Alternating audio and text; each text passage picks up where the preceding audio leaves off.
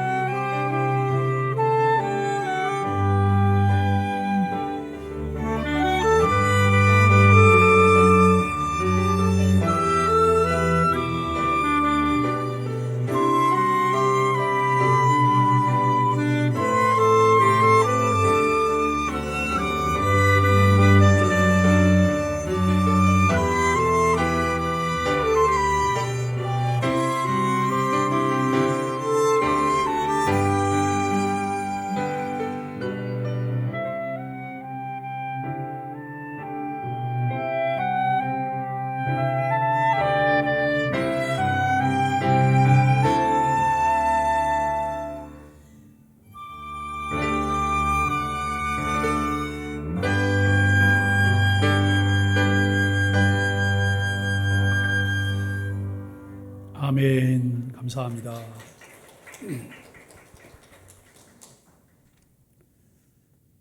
오늘 우리는 야고보서 1장 12절로 13절까지 말씀을 통해서 시험을 참는 자에게 주어진 은혜라고 하는 주제로 함께 말씀을 나누려고 합니다. 요즘 우리는 소망의 아침 묵상을 통해서 욥기를 나누고 있습니다. 엄청난 욥의 고난을 보며 욥기가 다루려고 하는 것이 욥의 고난이나 인내가 아닐까 생각을 해봅니다. 그러나 욥기는 왜 우리가 하나님을 섬겨야 하는가를 주제로 우리에게 끊임없이 말씀하고 있습니다. 주일에는 계속 묵상하는 야고보서는 이 시험을 주제로 이야기를 시작을 했습니다. 그 이유는 흩어진 교회들이 당면한 가장 중요한 문제가 그것이기 때문입니다. 당시 흩어진 교회인 1세기 그리스도인들이 당하는 시험을 바라보며 이러한 상황에 처한 그리스도인들을 대하는 야고보의 태도는 학자이기보다는 의사에 더 가까웠다라고 말할 수 있습니다. 그는 위로와 격려부터 시작합니다. 상황에 적절한 말, 상대방의 마음을 헤아리는 말이 경건해 보이는 정제의 말보다 훨씬 더 지혜로운 처방이라고 하는 것을 알 수 있습니다. 주어진 그 상황에서 따뜻한 마음으로 모든 기쁨으로 기뻐하라고 권면할 뿐만 아니라 그들에게 당장 필요한 것은 인내하는 것이라고 하는 사실들을 알려주고 있습니다. 상황과 달리 기뻐하며 인내해야 할 이유가 그들 안에 이미 있기 때문입니다. 이들은 예수 그리스도를 주로 받아들여서 가치관과 삶의 관점이 달라졌습니다. 옛날에는 우리가 세상에서 성취하여 손에 거머쥐는 것, 우리가 무엇이 되어 사람들에게 보여지는 것, 다른 사람들의 눈을 의식하며 보여지는 것에 가치를 두며 살았습니다. 그런데 예수를 주로 믿고 난 이후에 참 가치의 판단의 기분이 아니라 기준이 달라졌습니다. 그리스도인들은 하나님께서 우리에게 주신 삶을 제대로 살아가고 있는지가 유일한 가치 판단의 척도가 되었다고 하는 것입니다. 오늘 그리스도인들에게 본질적인 인간에 대한 이해, 인간이 하나님 앞에서 무엇인가 하는 것을 굉장히 중요하게 생각해 보게 됩니다. 주어진 역사 전체 속에서 우리 자신을 파악하려는 노력을 합니다. 그리스도인이 되었기 때문에 지금 시대의 교회인 그리스도의 지체로서 해야 할 일이 무엇인가에 집중해야 합니다. 지금 이 시대의 교회와 그리스도인들이 집중해야 할 꼭 필요한 것이 있습니다. 여러분, 그것이 무엇일까요? 그것은 성경이 가르치는 하나님을 아는 바른 지식으로 가득해져야 한다는 것입니다. 그것이 우리에게 주어진 시대적인 사명을 잘 감당하는 길입니다.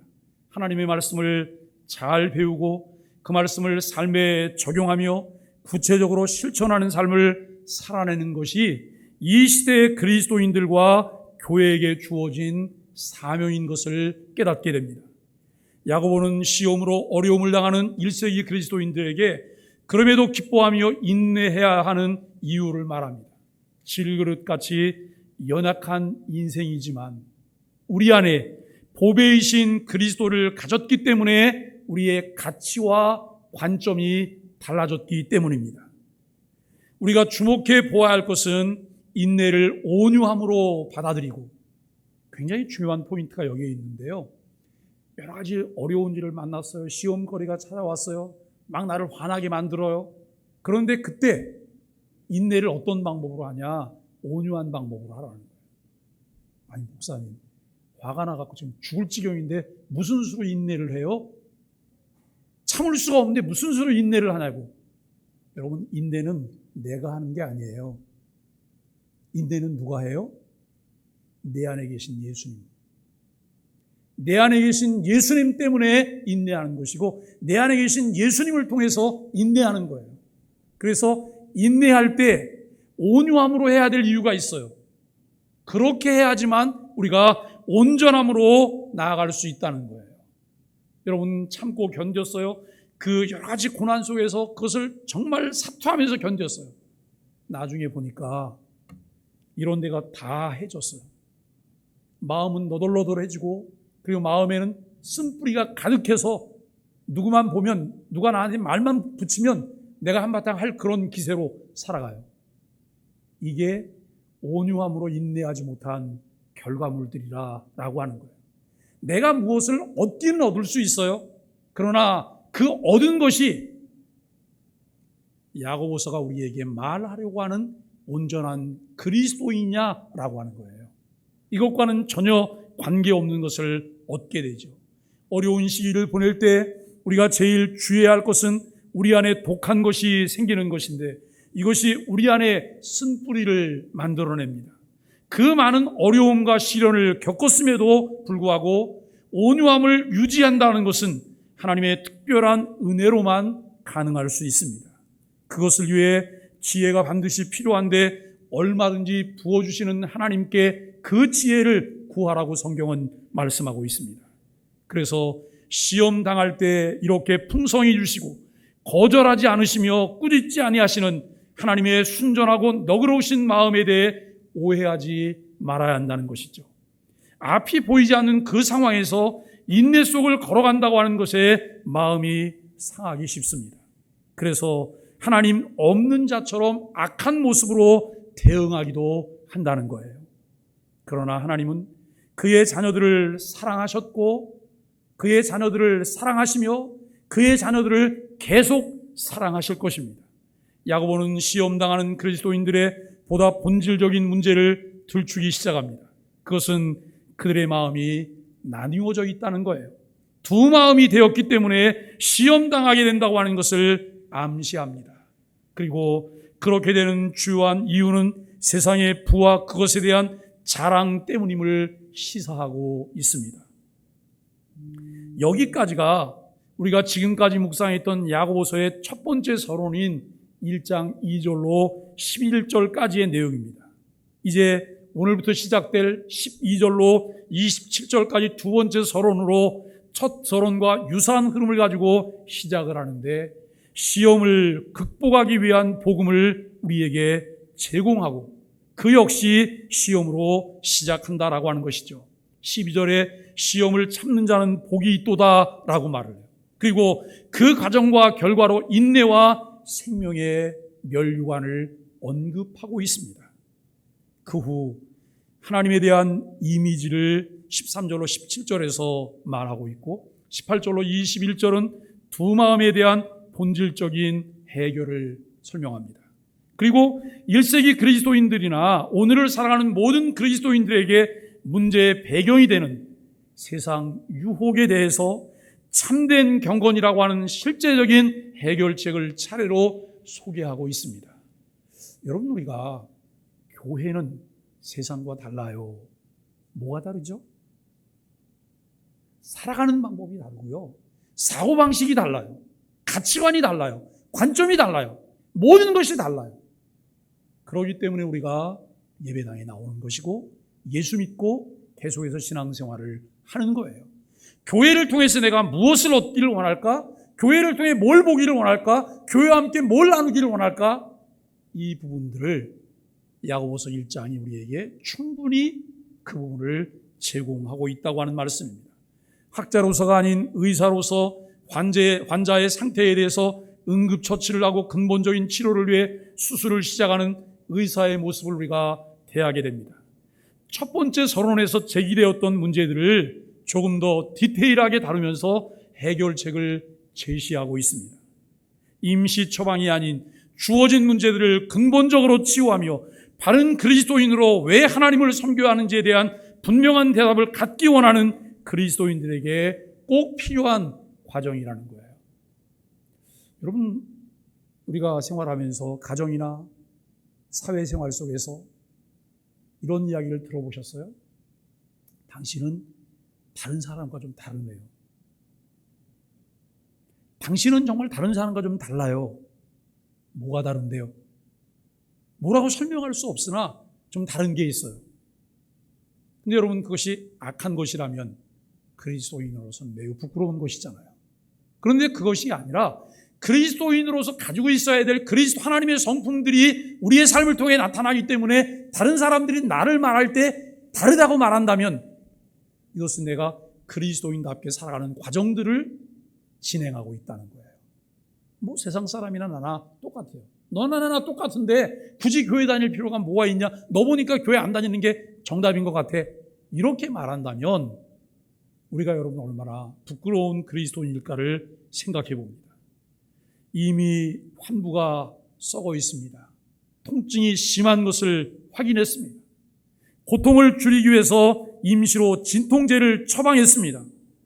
그러나 이것은 치료 방법이 아니잖아요. 이제 조심스럽게 환부를 도려내요.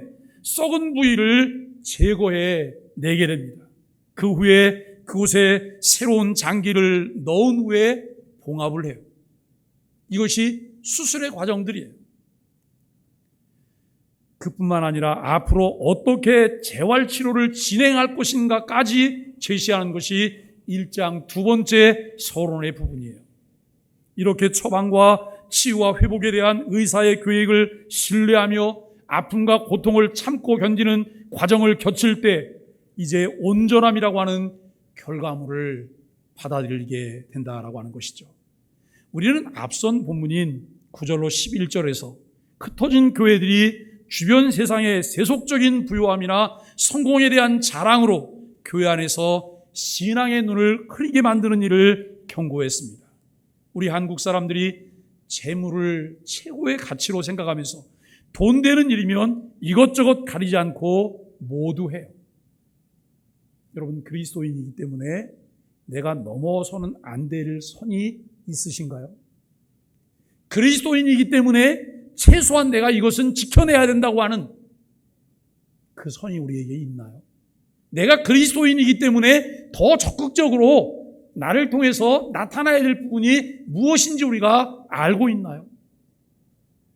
오늘 우리는 그저 돈 되는 일이라면, 재밌는 거라면 물불 안 가리고 이것저것 다 취사 선택을 그냥 해요. 그렇다면 내가 그리스도인인 것과 그리스도인이 아닌 사람과 무슨 차이가 있어요? 내가 더 나은 그리스도인으로 지금 오랫동안 신앙생활을 했다고 하는 것, 무엇으로 우리가 증명해 보일 수가 있을까요? 그리스도인들도 이것에 부하내동하면서 우선순위를 물질에 두고 있기 때문에 마태복음 6장 33절 말씀에서 너희는 먼저 그의 나라와 그의 의를 구하라고 하는 말씀을 따르지 못하고 있어요. 따르지 않고 있어요. 나에게 필요한 모든 것을 다 사용하고 남는 짜투리 것으로 주를 위해 헌신한다고 한다면 그것은 그다지 가치 있는 것이 아니에요. 여러분, 이것저것 할 것 다 하고 시간이 남아서 주일날 교회 왔다. 그 예배는 하나님이 받지 않으시는 예배일 거예요. 어쩌면 그 예배는 아벨의 예배가 아니라 가인의 예배일 거예요. 우리가 여러분 그러기 때문에 먼저 우선순위를 둬야 될 것이 무엇일까에 대한 가치가 우리에게 분명해야 한다고 하는 것이죠. 무엇을 하기 전에 먼저 그의 나라와 그의 의를 위해 구별하여 가치 있는 헌신을 해야 할 이유가 분명할 때 마지못해 하거나 억지로 하지 않고 또 하는 척 흉내내는 자리에도 서지 않을 수 있다는 거예요. 여러분, 이 이유가 분명하지 않잖아요. 그러면 핑계가 많아요. 누구 때문에, 뭐 때문에 핑계가 많아요. 이것은 상대적인 것이 아니에요. 절대자이신 하나님과 나와의 관계예요. 절대자이신 하나님께서 내게 베풀어 주신 그분의 최고의 은혜를 내가 경험했기 때문에 그 은혜를 아는 자가 하나님께 나를 드리는 헌신을 하게 된다라고 하는 것이죠. 세속적인 부나 재물은 허망한 것이며 자랑이라고 하는 것이 하나님 안에서는 허탄한 자랑이라고 하는 사실을 우리에게 알려줍니다. 그렇기 때문에 이제 참된 가치를 따라 여러 가지 시험을 만날 때 기쁘게 여기며 인내해야 할 것을 적극적으로 우리에게 독려하고 있습니다. 그리스도인들의 인내는 무미건조한 인내가 아닙니다. 온전함을 이루도록 대단하고 놀라운 일이 진행되고 있다는 사실을 볼 수 있는데 그것은 생명의 면류관입니다. 목표가 분명하다면 곁길로 가지 말아야 합니다. 목표가 분명하다면 헛된 것에 마음을 두지 말아야 합니다. 흔들리지 않고 인내하며 시험을 잘 견뎌내며 분명한 목적의식을 갖고 살아가도록 하나님께 대한 오해를 풀라고 권면하고 있습니다. 오늘 본문을 다시 한번 살펴봅니다. 시험을 참는 자는 복이 있나니 이는 시련을 견디어낸 자가 주께서 자기를 사랑하는 자들에게 약속하신 생명의 멸관을 얻을 것이기 때문이라. 사람이 시험을 받을 때 내가 하나님께 시험을 받는다 하지 말지니 하나님은 악에게 시험 받지도 아니하시고 친히 아무도 시험하지 아니하시느니라 라고 말씀합니다. 본문의 내용을 살피시며 이 본문을 이해하는데 어려움이 있으신가요? 어려움이 별로 없어요. 근데 의문은 있을 수 있어요. 여기 13절 내용이 의문이 좀 생기기도 해요. 여러분, 이 본문이 지지난 주간 그 본문과 별개의 내용을 전개하는 것이 아니기 때문에 우리는 지난 본문과 연결해서 이해해야 돼요. 특히 요즘 욥기를 묵상하고 있는데 욥기 내용 중에 이거 굉장히 좋은 구절이다 뽑아갖고 여러분 내가 그 구절을 꼭 붙잡고 있어요. 그런데 그 구절은 꽝이에요. 내가 생각하는 것과 그 구절이 말하는 내용이 달라요. 그런데 우리는 마치 내가 생각하는 것 부적처럼 그 구절을 붙잡고 있어요. 우리에게 중요한 것은 그 문장의 전후예요. 왜 이 문장이 나왔나? 뭘 설명하기 위해서 나왔나? 그걸 우리가 보셔야 돼요. 그래야지만 성경이 말하려고 하는 것을 우리가 들을 수가 있어요. 여러분, 그것 듣지 않고 마치 부적처럼 내가 붙잡고 있다고 그 복이 내게 임하던가요? 몇십 년 신앙생활 하다 보니까 매일매일 그것이 여러분 허탄한 것이었어요. 그것 때문에 우리가 우리 스스로 신앙이 없는 것처럼, 신앙은 하나님이 안 계신 것처럼 생각할 수도 있게 되었다고 하는 거예요. 우리는 조금 더 신경 써서 살펴봐야 되는데, 시험은 하나님께로부터 오는 것이 아니라고 하는 13절 말씀을 봐요. 오늘 본문을 쉬운 성경 번역으로 한번 또 살펴봅니다. 여기 12절을 보시면 시험을 받은 후 더 강건해졌다면 복이 있는 자입니다. 자신의 믿음을 증명했으므로 하나님께서 그에게 생명의 멸관을 주실 것입니다. 하나님께서는 자기를 사랑하는 자들에게 영생을 약속하셨습니다. 13절을 보면 시험을 받을 때 하나님이 나를 시험하고 있어라고 하지 마십시오. 하나님은 악에게 시험받지도 않으시며 사람을 시험하지도 않으십니다라고 말하고 있습니다. 오늘 본문은 우리에게 3-4가지 중요한 것들을 말씀하고 있습니다. 첫째는 시들지 않는 생명의 멸관입니다. 치열한 경쟁 속에서 절대적 빈곤이 아니라 상대적 부를 취하려는 세상을 살아가며 세상적인 부나 재물 그리고 세속적인 성공이 허망함을 깨닫고 이것을 내려놓으라고 하는 것은 설득력이 약해요. 요즘 한국에도 밥 못 먹고 사는 사람들이 있어요. 틀림없이 있죠. 얼마 전에 지난 주간에 수원에서 세모녀 죽음에 대한 장례가 치러졌어요. 그 세모녀가 너무 사는 게 어려워서 마지막 월세와 그리고 마지막 세금이라고 이제 기록하고 그걸 놓고 죽었어요. 그런데 일부 소수가 그 사각지대에 살고 있어요. 그러나 전반적으로 우리나라의 그 사람들의 삶의 질을 보면 이제는 먹는 문제는 해결한 거예요. 그죠? 먹는 문제 해결했어요. 어느 정도 삶이 진행되고 있어요. 그런데도 우리는 상대적인 빈곤에 늘 시달려요. 다른 사람과 비교해 보니까 내가 이게 없고 저거 없고 늘 비교하면서 상대적인 빈곤 속에 우리가 살고 있다는 거예요. 여러분, 그러면서 조금 더 나은 집으로 갈기를 원하고 조금 더 나은 삶을 살기를 원하고 우리의 자녀들에게 조금 더 나은 환경을 만들어주기를 원하는 이것이 욕심일까요? 그것을 내려놓으라고 말하는 것은 설득력이 약하다는 거예요. 여전히 낮고 천한 위치에 있으면서 오직 믿음 안에서 자신에게 주어진 부요함을 누리는 것도 영적인 비밀임에 틀림이 없어요. 그러나 그런 상황에서 시험을 견디는 것은 여전히 뭔가 아쉬운 것이 있습니다. 야고보는 12절에서 인내해야 할 보다 긍정적이고 적극적인 결과를 다시 한번 강조하고 있습니다. 시험을 잘 참고 견디는 그리스도인은 아시레예요. 우리가 인사할 때 아시레하고 인사하잖아요. 아시레가 무슨 말이에요? 이 밑에 있는 너 진짜 복 있는 사람이야. 너 진짜 복을 누리고 있는 사람이야. 너 진짜 복 받을 사람이야. 이 말이 아시레잖아요. 시험을 잘 이겨내고 더 강건해진 사람들을 복 있는 사람들이라고 말하는데, 이 복은 예수님께서 팔복을 통해 말씀하셨던 복과 같이 종말론적이고 또한 현재적입니다. 여기에서 종말론적이라고 하는 말은 미래를 말하는 거예요. 미래. 그런데 그 복은 미래의 복이고 또한 현재적인 복이라는 거예요.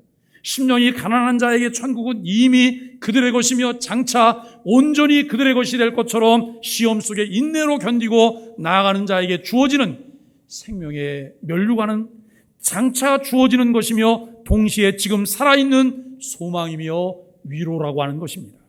시험을 참는 자에게 주어지는 은혜가 생명의 면류관입니다. 치열한 경쟁 속에서 견뎌내고 이 고된 연단 중에도 악에서 떠난 자로 하나님을 경외하던 욥처럼 하나님께 시선을 고정시킨 자에게 주어지는 것이 생명의 면류관입니다.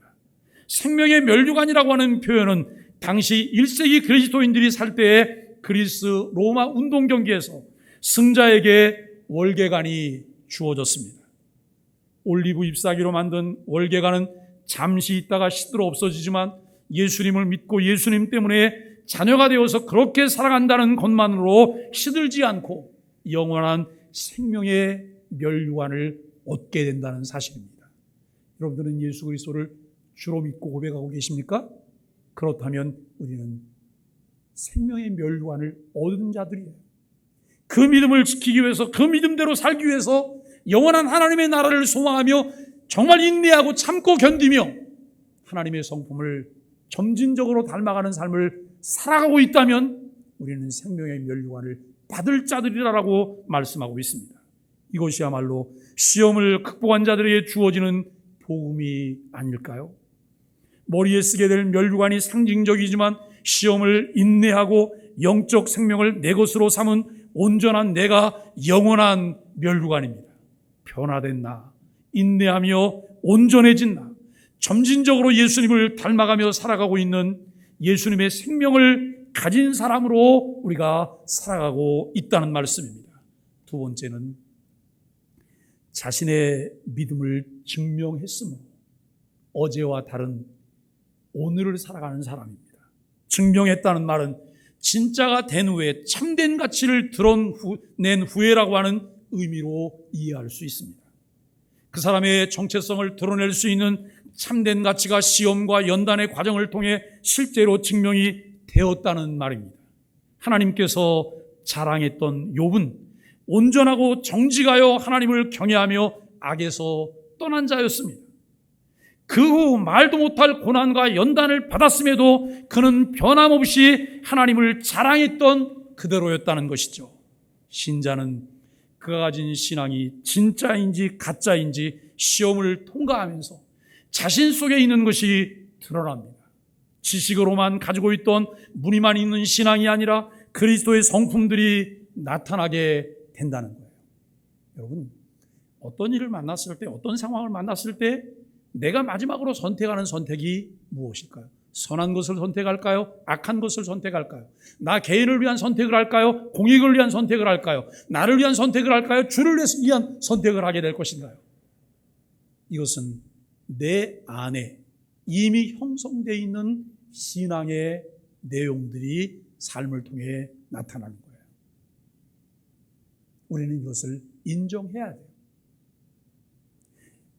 내 안에 정말 하나님 중심의 바른 신앙이 형성되지 않았는데 나는 늘 흉내만 내며 살았어요. 있는 척하며 살았어요. 그리고 또 있는 척하며 살려 그래요. 주변 사람이 고단해요. 교회가 곤고해요. 하나님께서 마음이 아프세요. 내 현주소를 있는 그대로 인정하셔야 돼요. 내가 부족하면, 연약하면 그대로 인정하시는 것이 우리에게 필요해요. 여기 증명된 자, 검증된 자라고 하는 말은 예수 그리스도를 사랑하는 자들이라고 하는 표현과 병행 관계에 놓여 있다는 거예요. 검증된 자, 증명된 자는 예수 그리스도를 사랑하는 자들이라고 하는 말이에요. 그분을 사랑하는 자들은 하나님께서 택하신 언약적 사랑을 입은 자들이에요. 이미 언약적 사랑을 입은 자들로서 그 언약적 사랑 안에서 하나님을 그렇게 사랑하는 사람들이에요. 여러분, 하나님은 언약에 신실하세요. 내일 새벽부터 한 주간 특세를 통해서 우리가 집중적으로 말씀을 나누게 될 것이 이 신실하신 여호와 하나님이에요. 언약의 하나님에 관한 내용들을 우리가 집중적으로 한 주간 동안 말씀을 나누게 될 거예요. 그런데 여러분, 언약이라고 하는 것은 깨트리기 위해서 있는 거예요? 지키기 위해서 있는 거예요? 깨트리기 위해서 있는 거예요? 지키기 위해서 있는 거예요?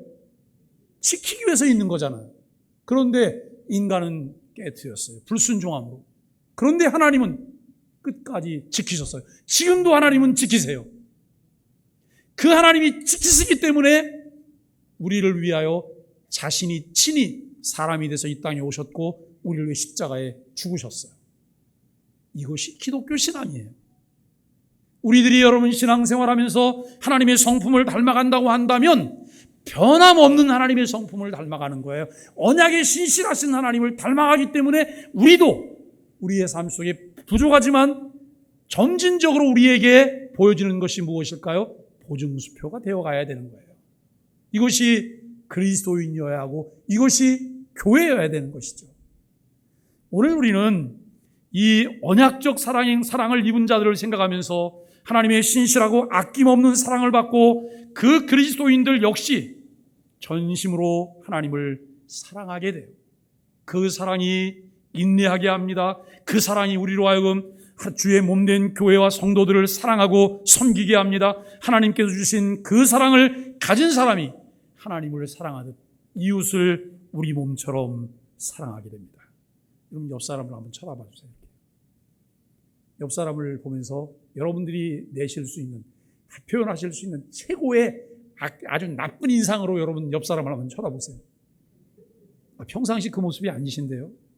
좀 더 나쁘게 한번 보여보세요. 더 나쁘게. 아주 불쾌할 정도로. 여러분, 그거 본인 하시면서 본인도 좀 불쾌하잖아요. 그죠? 근데 상대는 더 불쾌하겠죠. 그럼 이번에는 좀 바꿔서 아주 최대한 좀 그 살인 미소를 한번 지어보세요. 상대가 빠져들 정도로 좀 미소를 한번 지어보세요. 옆 사람 쳐다보시면서. 장로님 저거 한번 해보시죠. 우리가 그 미소, 사실 우리들 안에 내가 하나님 사랑하기 때문에 나를 통해서 드러나야 되잖아요. 근데 사람은 너무 정직해요. 지금 내 상태가 여기 표현되는 거예요. 그죠? 그리고 나이가 부록의 나이가 되면 내 얼굴을 책임져야 된다 그래요. 왜냐하면 인생을 살아온 흔적이 여기에 나타나기 때문에. 내가 은혜 속에 살고 있는지 주와 함께 동행하고 있는지 여기서 나타나요. 제가 한 2주간 동안 대상포진 때문에 아주 죽도록 고생을 했는데요. 첫 주 한 주간은 대상포진인지도 모르고 고생한 거예요. 제가 3주 전에 주일날은 여기가 너무 아픈데 설교하다가도 갑자기 전기가 쭉 오는 것처럼 이렇게 아파요. 그러면 제 몸이 이렇게 움츠러들거든요. 근데 그런데도 어깨가 좋질 않아갖고 여기가 결리는 건 줄 알았어요. 그래서 파스 붙이고 진통제 먹고 그리고 와서 예배하면서 설교하고 그랬어요. 그 다음날 여기 뭐가 나요.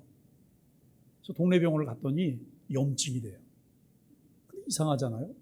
그래서 제가 다니던 병원을 인천으로 또 갔어요. 갔더니 의사 선생님 보자마자 목사님 대상포진 걸려서 오셨어요? 대상포진 걸려서 오셨냐고 그래요? 그래서 이 동네에서 염증이라 그러는데 그랬더니 그분이 웃으세요. 왜냐하면 가끔 이렇게 돌팔이도 있다는 거죠. 여러분, 그런데 이제 이게 그러면서 뭐라고, 여기 이제 수포가 생길 건데 이거를 터지지 않게 하라는 거예요. 그러니 면도를 할 수가 있나요? 한 주간 내내 면도도 안 하고 그냥 그 야만인처럼 이렇게 그냥 한 주간을 보내다가 어제 아침에 이제 면도하고 이렇게 이제 멀쩡하게 나타났는데, 그래도 참 감사해요. 짧은 기간 이렇게 통증을 겪고 이제 지나가는데, 더 놀라운 거는 대상포진은 한번 오면 낫는 게 아니래요. 평생 바이러스가 몸에 같이 친구로 간다는 거예요. 그러다가 조금 피곤하고 스트레스를 받고 그러면 이게 또다시 나타난대요. 이거 참 친구 안 하고 싶은데, 예? 와서 친구를 하자고 늘러붙어 있으니 제가 마음이 선하다고 그걸 그냥 계속 받아주기도 어렵고 참 고통스러운 일인데, 여러분, 사랑을 받고 그 사랑 속에서 인내하며 견뎌요. 사랑은 생명을 낳고 기릅니다. 그 사랑은 선행을 실천해요. 그 사랑이 영원한 생명이고 우리는 그 생명에 붙어있는 이 자들이기 때문에 어제와 다른 오늘을 살아가게 된다고 하는 것이죠. 세 번째는 하나님을 오해하지 말라 그래요. 13절에서 야고보는 단언해요. 결코 하나님을 오해하지 말라. 시험 받을 때 하나님에 대해 오해하는 두 가지가 있어요. 첫째는 하나님도 악에게 시험을 받으신다는 생각입니다. 하나님께서는 악한 일로 시험을 당하지도 않으시고 악한 자에게 시험을 당하지도 않으십니다. 여러분도 그렇게 믿으세요? 하나님께서 어떤 악한 생각이라 마귀의 충동, 유혹에 이끌려 그런 쪽으로 결정한다거나 그렇게 해서 후회할 일을 하지 않으세요. 그런데 우리는 가끔 이렇게 해요. 우리는 가끔 이렇게 해요. 내가 시험 당할 때 하나님의 능력을 의심하지 말고 내게 왜 시험이 왔는지를 살펴보아야 합니다. 그리고 인내하며 온유함으로 시험을 이길 지혜를 달라고 하나님께 기도해야 합니다. 어떤 이들은 이겼다고 하는데 만신창이가 되어 있고 쓴뿌리들 때문에 고생을 해요. 근데 우리 사람들을 보잖아요. 그러면 시험이 들 만한 함정들이 있어요. 함정들이. 근데 그 함정을 하나도 안 빠뜨리고 다 거쳐가는 분들이 눈에 보여요. 그 옆으로 갈 수 있는 길도 있거든요. 근데 그 옆으로 피해가지 않고 일부러 함정인 대로 가서 함정에 빠져갖고 허우적거리다가 또 나와갖고서는 좀 정신 좀 차렸다가 또 다음 함정 가서 또 빠지고 이걸 계속 반복해요. 왜 그럴까요? 그분은 그걸 즐기고 계실까요? 다 같이 한번 따라해 주세요. 미련함 때문이다. 여러분 그렇게 생각하지 않으세요? 미련함 때문이에요. 어리석음 때문이에요. 그래서 성경은 우리에게 뭐라고 말하냐면 지혜를 구하라는 거예요. 그것을 피해갈 수 있는, 이길 수 있는 지혜를 구하라고 말씀하고 있습니다. 두 번째는 시험에 든 경우 하나님의 능력을 의심할 수도 있지만 다른 한편으로 그의 사랑을 의심할 수도 있습니다. 능력은 알겠는데 의도를 의심해요. 시험의 원인이 자신에게 있는 경우에도 하나님의 의도 자체를 의심해요. 하나님은 시험 받는 자들이 멸망하기를 바라고 계시는 것이 결코 아니라는 사실을 우리가 인식해야 합니다. 자신들의 죄악으로 나라와 영광을 잃고 그들이 짊어진 하나님의 거룩한 이름을 욕되게 했던 이스라엘 백성들을 향해서도 하나님의 언약적 사랑은 언제나 그들의 최선을 원하고 있었다고 하는 거예요. 사람은 대부분 극심한 시련이나 극한 고통의 소용돌이 속에서 갈등하게 될 때 얼마든지 하나님을 오해하게 됩니다. 하나님께 시험을 당한다고 말하며 그 원인을 하나님께 돌리거나 다른 사람에게서 찾습니다. 그런데 그렇게 함으로써 보게 되는 가장 큰 피해는 시험의 진정한 원인을 깨닫지 못하게 되는 일이고 그것을 깨닫지 못하는 당사자가 가장 큰 피해자라고 하는 거예요. 하나님을 비난하고 하나님께 그 원인을 돌리면 문제는 간단하게 해결되는 것 같으나 사태는 더 미궁 속으로 빠져들어가며 해결할 길이 보이지 않아요. 넷째, 하나님이 시험하시는가? 우리는 종종 하나님이 시험하시는 겁니다 라고 말하거나 생각을 해요. 사고가 나거나 사업이 부도가 생겼을 때, 자녀의 문제가 생겼을 때, 내가 원하던 대로 일들이 진행되지 않을 때 하나님이 시험하시는 거니까 잘 참고 견디면 합력하여 선을 이룰 수 있다고 생각을 해요. 정말 그럴까요? 지금 여러분 살에 상처가 생겨서 그 살이 골랐어요. 골맞는데 이거 참고 견디면 다 나을까요? 골문 것은 해야 되는 거예요. 암덩어리가 생겼는데 여러분 참고 견디면 그 문제가 해결이 될까요? 이것은 떼내야 되는 거예요. 해결해야지만 해결이 된다고 하는 거예요. 그러나 우리는 이 부분을 좀 더 신중하게 생각해 보아야 됩니다. 욥의 경우는 시험이 아니라 사탄의 요청을 그렇게 하도록 하나님께서 섭리 가운데 허락하신 거예요. 욥이 하나님을 시험하는 게 아니잖아요. 창세기 22장에 보면 100세의 아들을 얻은 아브라함에게 하나님이 아들 이삭을 모리아 산에서 번제로 드리라고 하나님이 말씀을 하세요. 이 시험을 우리가 어떻게 이해를 해야 될까요? 사랑하는 소망의 가족 여러분, 이것은 유혹과 테스트로 생각을 할 수 있습니다. 아무도 시험하지 않으신다는 것은 악한 유혹으로 유혹하여 걸려 넘어지게 하지 않으신다고 하는 말씀이에요. 하나님께서는 모든 일에 연단과 검증의 과정을 주관하시며 섭리하셔서 그 연단과 검증을 통과하는 자들을 향하여 그의 목적하신 바를 성취하게 하신다는 거예요. 고린도전서 10장 13절은 우리가 감당할 수 없는 시험당함을 허락지 않으신다고 말씀해요. 이 말씀이 우리에게 얼마나 큰 은혜가 되고 위로가 되는지 몰라요. 내가 여러분 때때로 만나는 시험 중에 하나님은 우리가 이길 수 있는 시험을 주신다는 거예요. 그런데 이 시험과 내가 유혹에 빠진 것과는 구분을 하셔야 되는 거예요. 내가 지금 잘못하면서 욕심에 끌려서 잘못된 선택을 하면서 유혹에 빠졌어요. 이것도 내가 감당할 만큼 하나님이 주실 것이다? 노예요, 노.